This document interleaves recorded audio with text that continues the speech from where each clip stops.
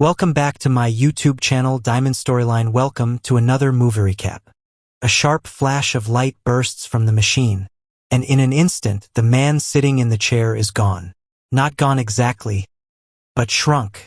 When he looks again, the man is no taller than an ant, teetering on the edge of the chair. This is the work of Nick, a quirky folk inventor. He's been developing a powerful machine capable of shrinking and enlarging objects. But even after countless experiments, the device still has dangerous flaws. For now, Nick believes it's harmless enough to test on small things like fruit. He even once joked it could be used to fry apple juice. But everything changes one ordinary afternoon. The neighbor's kids are outside playing baseball. A wild swing sends the ball crashing through the window of Nick's lab. In the chaos, the machine's switch is accidentally triggered. The children step inside to retrieve the ball. But before they can escape, a laser beam sweeps across the room.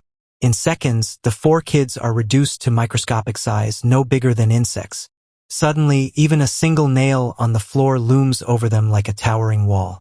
Their world has transformed into a hostile jungle. Just then, Nick's loyal dog pads into the room. His bark, deafening at their scale, shakes the tiny children to their core. They wave frantically for help when Nick himself walks in. But from his perspective, they are invisible specks. He almost crushes them beneath his foot. Then, with a casual plop onto the sofa, the tremor sends them sprawling across the carpet. When Nick notices the mess in his lab, he grabs a broom. The children run for their lives, dodging sweeping bristles that look like towering tree trunks. But they can't escape forever.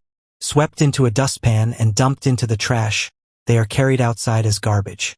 Struggling free with shards of glass, they crawl out of the bag, only to discover their backyard has become a vast wilderness.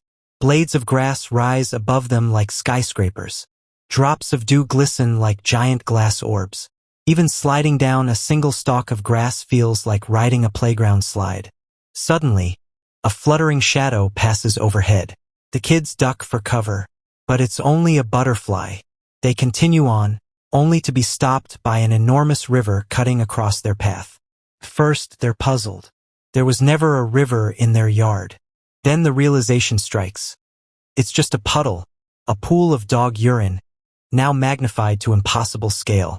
Thinking quickly, one of the children remembers. The dog's hearing is sharp. Maybe, just maybe, they can call him. They climb into a bush and whistle the familiar tune. The dog bounds toward them, but their relief is short-lived. A sudden rustling sends chills down their spines.